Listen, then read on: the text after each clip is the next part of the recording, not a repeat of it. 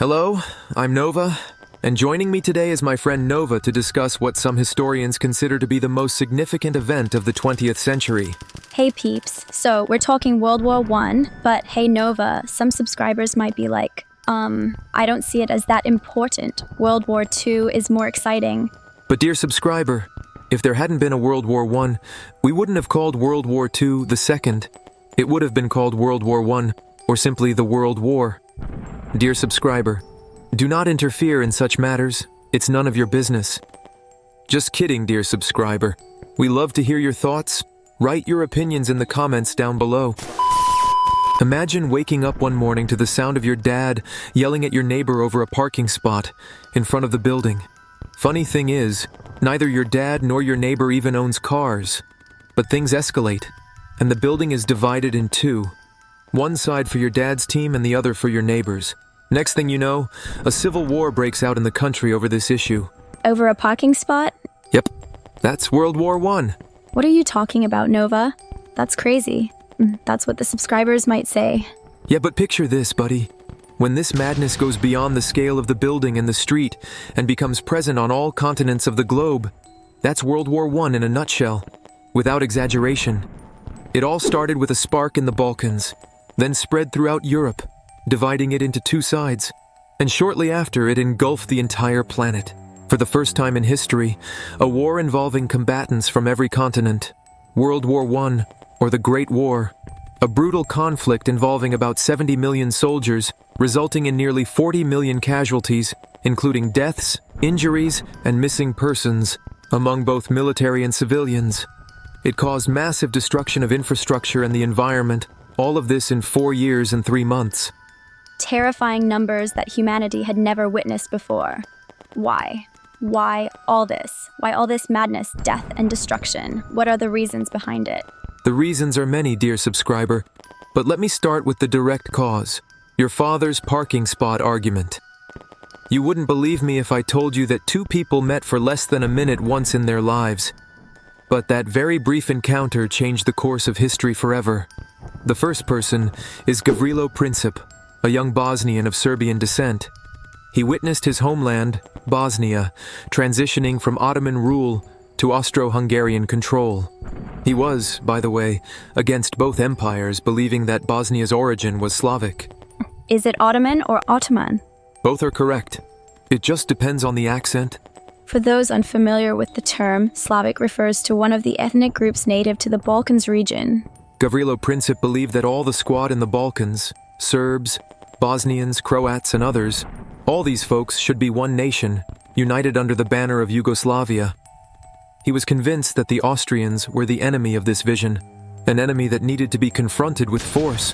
In 1914, this young man was in Belgrade, the capital of Serbia, which was already an independent nation, self-proclaimed as the leader of the Slavic people. Within the Serbian army were members of a secret organization called the Black Hand. This young man joined them. Why? Because they believed that the Austrians were oppressing the Slavs. So, what was the solution? The political assassinations of Austrian leaders. The Black Hand was convinced that this would trigger chaos in Austria and lead to its downfall.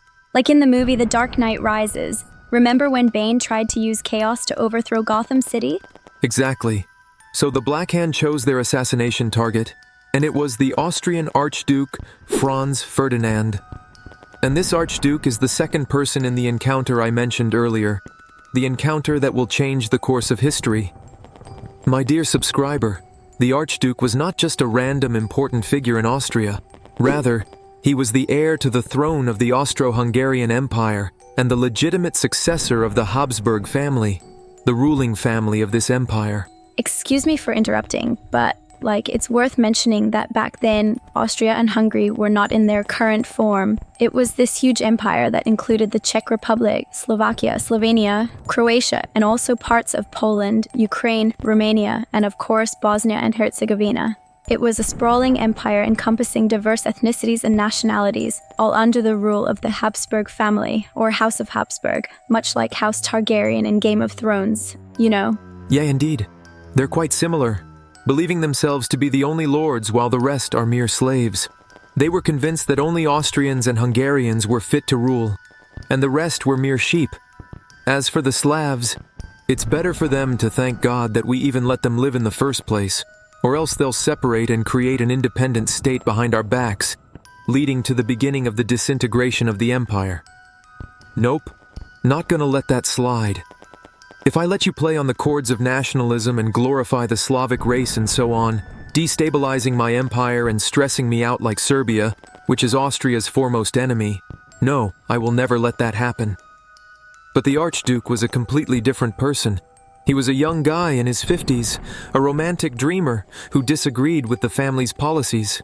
The man was really a dreamer, as we said, and a romantic to the point that he fell in love and married a commoner. You're a member of the royal family and an heir and all, but like seriously? You go marry some ordinary girl from the regular folks? Whatever, do your thing, I guess. Not only that, but he also advocated for treating the Slavs better, and saw it as the only solution to absorb their anger and contain them. Otherwise, their desire for secession would increase, and they might seek assistance from foreign countries. Like who? Like the lurking Russian bear. Archduke Ferdinand was a kind and reform-minded man who loved his family and wanted the empire to last. But his luck was, well, let's just say, shaky. Let me tell you more. My dear subscriber, I understand you're confused. You must be wondering, what's all this about Serbia, Hungary, and romance? I'm lost, Nova. Where am I? And what are we doing on the subway? Hey! Calm down. I'm here. The thing is quite simple. The Serbs and the Austrians couldn't stand each other, that's it. Take it this way. The importance of everything we've mentioned so far is to make you understand what happened on June 28, 1914. The day Archduke Franz Ferdinand and Gavrilo Princip crossed paths. The Archduke decided to visit Bosnia with his wife Sophie on that day, and the Black Hand organization decided to assign 6 members to assassinate him. They traveled from Belgrade to Bosnia, carrying bombs and pistols positioned along the planned route from the train station to the town hall.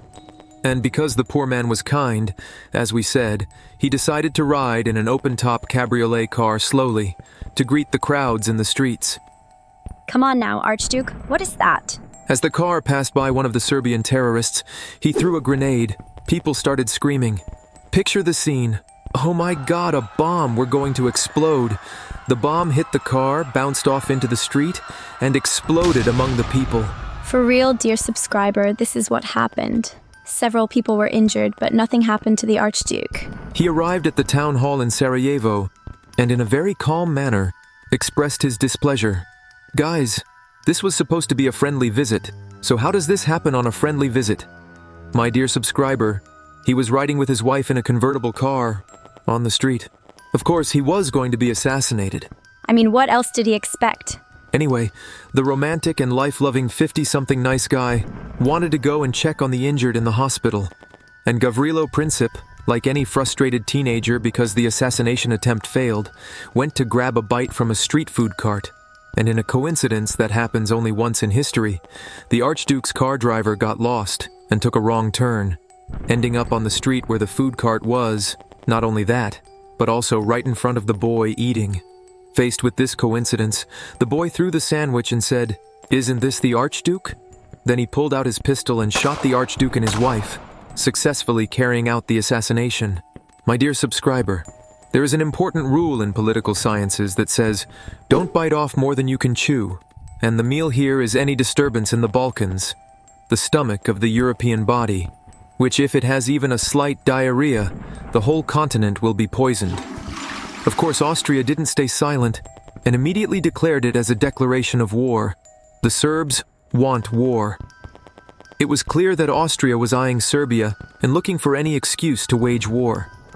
They wanted to make Serbia an example for anyone thinking of rebellion or breaking away from the Habsburg Empire. And indeed, they sent their demands to the Serbian government in a statement. These demands, if accepted by Serbia, would effectively put it under Austria's rule. Austria drafted these demands, already knowing that the Serbs would reject them. Actually, they wanted them to be rejected in the first place to declare war on Serbia officially. But before hitting the send button on their statement, Austria made sure to give Germany a ring. You might say, but what does Germany have to do with this? Hey dude, Austria and Germany are like BFFs. Austria hit up Germany like, "Hey, how's it going? What's the tea? We want to take down Serbia." And Germany was like, "Listen, Austria, here's a blank check. Write whatever you want." And that approval is famously known as the blank check. Even though Germany didn't expect the events to escalate as they did later, evidenced by the fact that the German Kaiser at the time, Wilhelm II, was heading off on his yacht for a summer vacation. Anyway, after Serbia received the list of demands, they were like, "What is this b***? Are you people nuts? Take it and shove it." But of course, before they rejected it, they had to make sure they had an ally to protect their backs. Who was that ally? The Russians.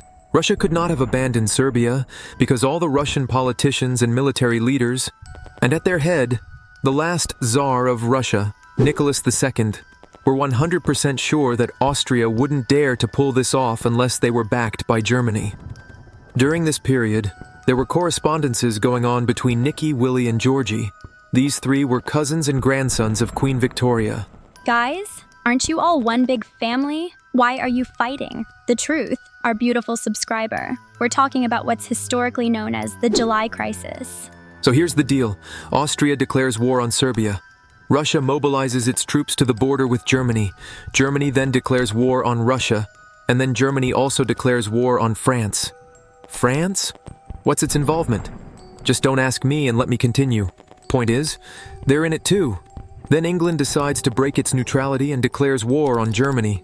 Italy decided to enter the war, but it had not yet decided which side to join. And naturally, each empire didn't solely depend on troops stationed on the continent. They also pulled soldiers from their colonies and forcibly conscripted locals there. You know, from in North America, Latin America, Africa, Asia, and every corner of the planet. And just like that, the entire world ignites into chaos over the betrayed, naive Archduke. Our dear subscriber, you must be wondering, but why did they all act so recklessly? Were these rulers that foolish? Did they do this of their own free will? Did I teach you that? Huh? No. Follow along with me, my dear friend. I find every question you asked a moment ago crucially important. Allow me to explain their motives to you. Russia. Take Russia, for example. What was happening in Russia exactly? Emperor Nicholas II began to feel that things were slipping out of his control and that his family's rule over Russia, which had lasted for about 300 years, was coming to an end. For many reasons, of course, the foremost being that this guy was not yet around. Dear viewer, let me liken Russia during that era to an app that hadn't received updates for a long time. While Europe was dramatically transitioning from agriculture to industry, Russia had just taken its first steps in this direction. Europe had surpassed the steam engine age, while Russia had barely emerged from the era of agricultural serfdom. It had also recently ended a war with Japan in 1905, despite Japan being just a collection of small islands, while Russia spanned vast territories, stretching from Asia to Europe. Yet, the Japanese Godzilla managed to defeat the Russian bear, stripping it of its influence in Korea and China. This defeat was the catalyst for the first wave of communist revolution. Of course, a revolution in any country means disturbances and violence, especially in a major city like St. Petersburg. So, to answer your question, if Russia was grappling with all of this, why then did it go to war? I'll tell you. To regain its dignity and military prestige after the humiliating defeat by Japan, and to silence the communist gangs who were getting bolder. Not only that, but Russia had every reason to fear Germany. For instance, if Germany moved its troops towards St. Petersburg, Russia wouldn't have enough time to defend it adequately, and the city would fall into German hands. Moreover, if the Habsburgs defeated the Serbs, Russia's influence in the Balkans would crumble. This region was crucial for Russia due to the Dardanelles, the gateway to the Mediterranean Sea, which was originally under Ottoman control. The Ottomans and Russians couldn't stand each other. Add to that the presence of a strong Slavic lobby in Russia supporting Slavs in the Balkans. Also, don't forget that Russians and Serbs are Orthodox. So for all these reasons, Russia and Emperor Nicky decided to mobilize their forces on July 30th, 1914. This action happened just 2 days after Austria began its attack on Serbia on July 28, 1914. Russia's movement was intended as a military display. Who was watching this show? It was Wilhelm II, who cut his vacation short and rushed back to monitor the situation. Ah, what a cruel world where kings can't take a vacation like ordinary people without being disturbed. On August 1st, Germany declared war on Russia, considering Russia's maneuvers as more than just a display, but rather an act of war. You might ask me why Wilhelm II had such bad intentions. Perhaps Russia was merely flexing its muscles and not looking to engage in war. The truth is, Wilhelm II possessed certain personality traits that had a significant impact on German foreign policy. Firstly, the man was suspicious and insecure.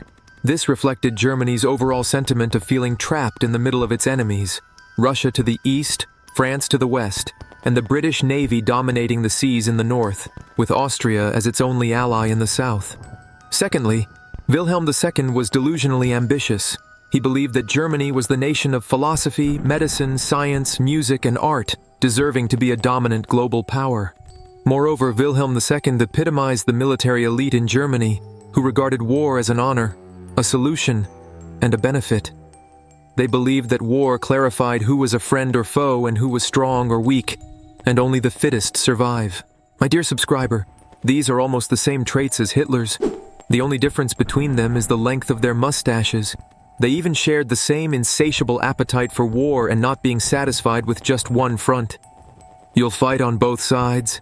Yes, I'll fight on both sides. And so on August 3rd, Germany declared war on France. But why all this enthusiasm? Why not focus on Russia first, and then turn to France?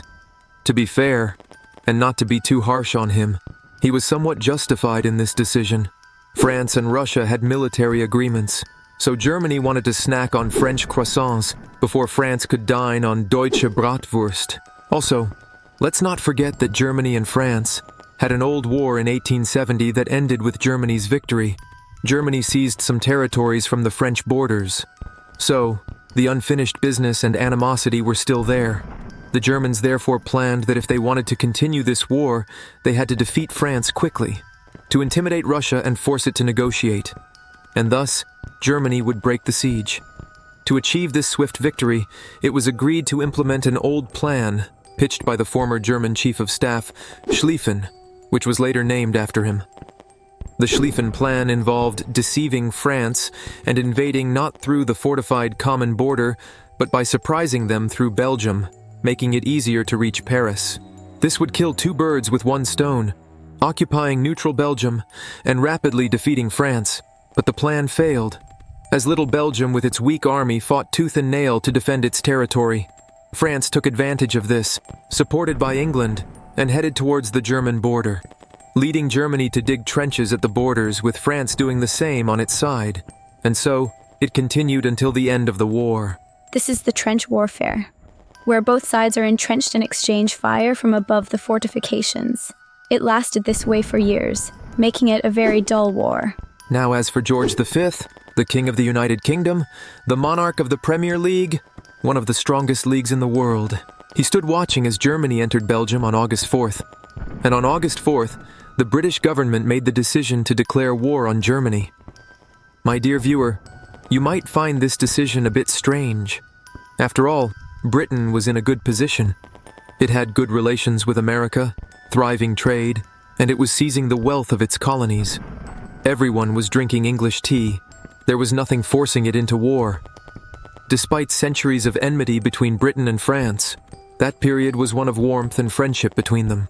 Similarly, things were good with Russia. England had alliance agreements with Japan, which made it act as a mediator in peace negotiations between Japan and Russia. But these relationships were not based on a genuine love for peace. They were strategic.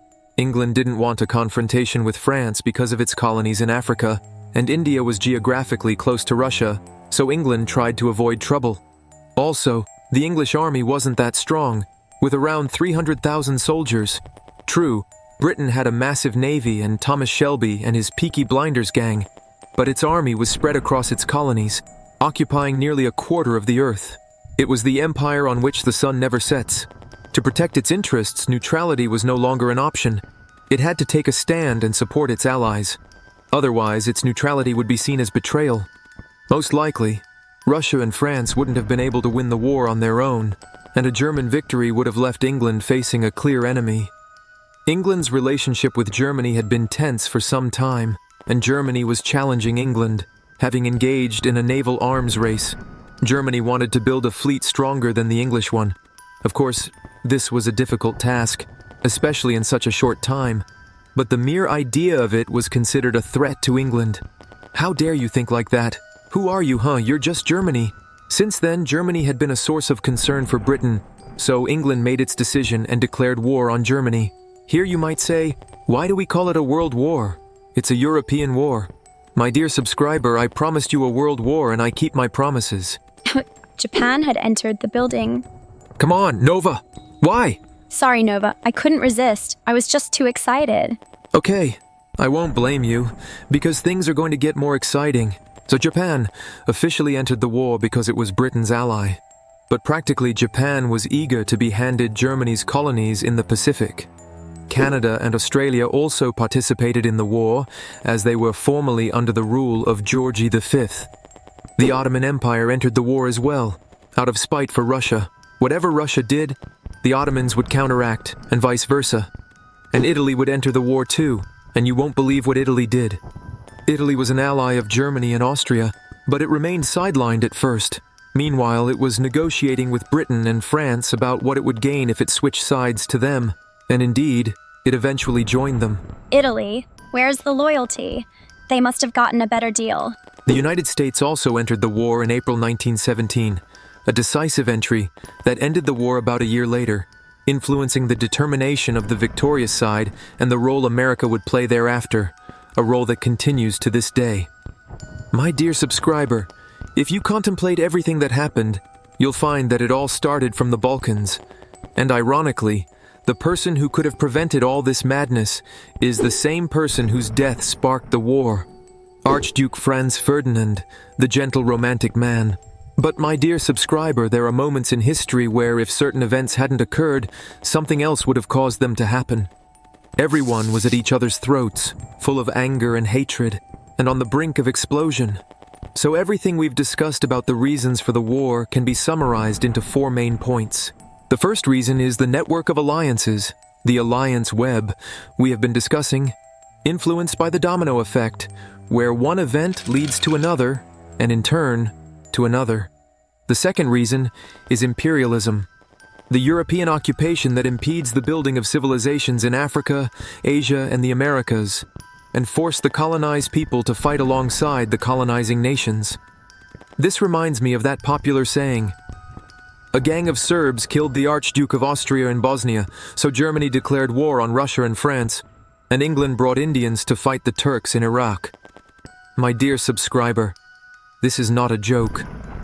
This is dark comedy. The third reason is nationalism, ancient nationalities trying to revive themselves, like the Serbs, and new nationalities like the Germans and Italians. Don't be surprised, my dear subscriber, 40 years before this war, there was no such thing as Germany.